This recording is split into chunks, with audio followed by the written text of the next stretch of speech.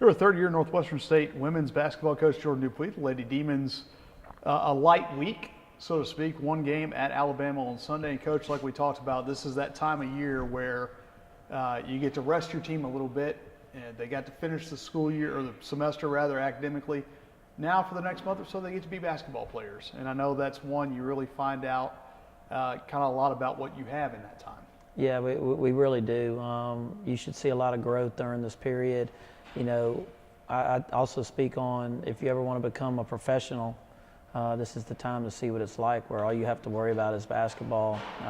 You know, we could do some two-a-days where we do lifting in the morning, some skill development and shooting in the morning, and then come back into our team practices in the afternoon.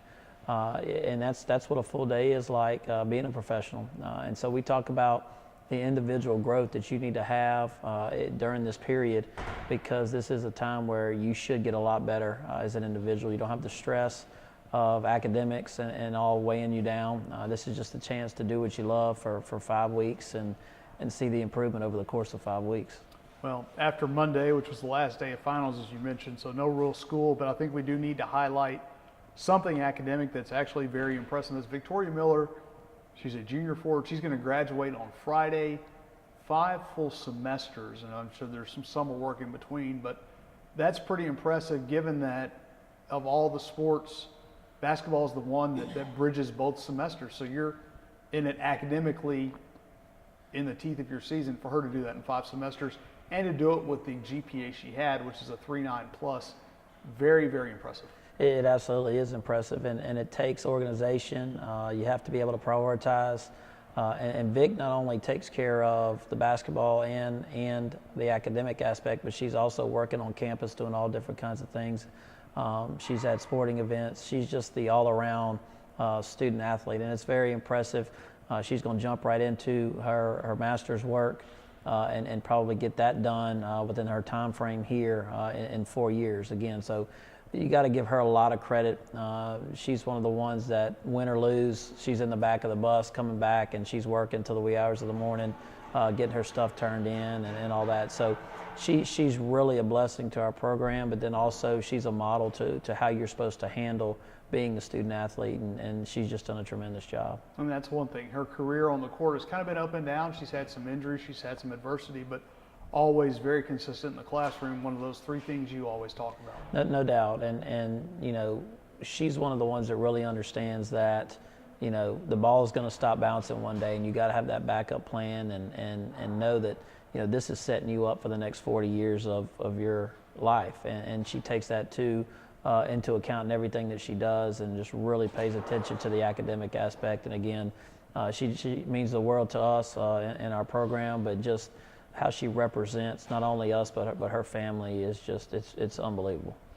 We'll get into the basketball side of things now. Good win against Centenary. Certainly again, that second half, what you wanted to see, defense to offense, energy, which sometimes when you get into these, you know, bad weather on Saturday, less of a crowd than you want, you've got to dig down and kind of bring your own juice. And I think in the second half, whatever you said or whatever was discussed in that locker room really got everybody fired up. You know, we did that. We've just got to find a way to start the game the way we need to. You know, the thing that we've got to do better is just a consistent effort on both ends of the floor. There was a difference between the first half and the second half. You know, we scored 40 in the first half. Really should have had a lot more looking at the film. But then to come back and score 54 in the second, a lot of it was off of our turnovers and being able to turn them over 45 times. 50 points off of turnovers, 64 points in the paint. We knew where our advantage was. We finally took advantage of it. We just have to do it more consistently over the course of 40 minutes. Now you'll flip and you'll go to Alabama, and it's very much a reverse. You'll be the, I don't know if you want to use the term underdog, undersized, whatever term you want to use when you go and play an SEC school. So I would think that pace, given the way your 2 teams play, is probably going to be very important. You want to set a little faster pace than Alabama does. You know, we do. You know, we have to pick and choose our spots. You know, we're going to get into the film more here early part in this week and figure out the game plan. You know, we are not a half-court defensive team and a half-court offensive team. We've got to create that tempo, turn people over. I believe we're averaging over 28 turnovers a game, forcing 28 turnovers a game, which I think ranks top 5 in the nation. So that's got to be our identity right now. The thing that we have to do better, and you've already mentioned, is being able to create that into offense. You've got to be able to play that way, no matter who you're playing. Alabama's going to be a little different animal. They're playing extremely well. Just got their point guard back, Jordan Lewis, who's a great competitor. Known her for a while, recruited her when I was at Southern Miss, and so they're going to start to hit their stride. They're going to have the same amount of time to get ready for us that we have for them. So it's going to be about who's ready to play, and just make sure that we play confident and play the style that we want to play. And again, this time you mentioned you saw a lot of zone the last couple of games. Probably going to see some more of it going forward, probably as early as Sunday. So this time where you're now out of school, a little more chance to kind of get some more focused work, not as many scouts within a week. One game you can really focus on that. Yeah, we've got to shoot the ball better. I don't think we took a lot of bad shots Saturday or in the previous game against ULM. We're just not making them. And kind of what worries you as a coach is when you're not shooting it well in your home gym. How's that going to translate to when you go on the road? Also, Alabama played Tulane mostly zone and beat them this past weekend. And Tulane is kind of like us to a degree as far as running a lot of different stuff offensively versus man, which is difficult to guard, difficult to prepare for. And so if people see that we're not shooting the ball well and don't want to guard all that stuff, then we probably will see a lot of zone, especially when Alabama can use their speed and their quickness and their length. And keep us from an inside game and making us score out, in the perimeter and over the top and then block us out. So it's something we've got to work on this week. It's something that we're going to have to face probably the rest of the season, but we have to welcome that challenge and get more efficient with it. Last 3 games, you've gotten a lot of production scoring-wise off your bench. Libba Gillum, and funny enough, going back to Alabama, which will be close to her hometown.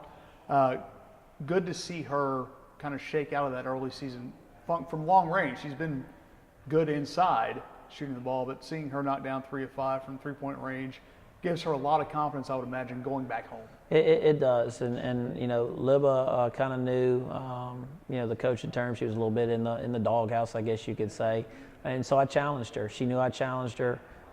Didn't have her in that first or second wave of rotation, and then she came off the bench and immediately started scoring. We tried to get her the ball. We knew we had the size advantage. They played in the back. She could score over either shoulder with either hand. Then she was able to step out, like you said, and go 3 of 5 from the 3. Then she hit a couple mid-range jumpers too. So you're looking at 23 points in only 18 minutes. Very, very efficient minutes for her. We have to have that from her in order for us to not only be successful non-conference, but definitely in conference. And hopefully that'll give her a boost. She'll practice well this week and take that on the road with her to Tuscaloosa. Jada Freeman back from injury. You probably will have Victoria Miller back on Sunday. This team's getting healthier and healthier, and I think seeing Leah Barnes for 17 minutes and playing the way she did, it was seemingly a much different Leah Barnes than we've seen in the first year and a half she's been here. Yeah, and again, Saturday's game was definitely a confidence game. It's a game that we hope to play a lot of people. Nobody played more than 22 minutes. Everybody scored except Jocelyn. But again, we're going to need everybody. Like you said, we're finally getting healthy, which is huge for us. And to play the way that we want to play, we have to have everybody. Hopefully, taking it light early in practice this week from Tuesday and Wednesday, then preparing tough, Thursday, Friday. Hopefully nobody will go down. But it's just one of those things where we have to have that balance of making sure that we have the legs, but making sure that we're well prepared. And having everybody ready to go is going to be crucial. And it doesn't matter who steps up and does it for us. And any day can be their day. That's what we tell them. So just be ready, and hopefully everybody be ready come Sunday. All right. Thanks, Coach. Thank you.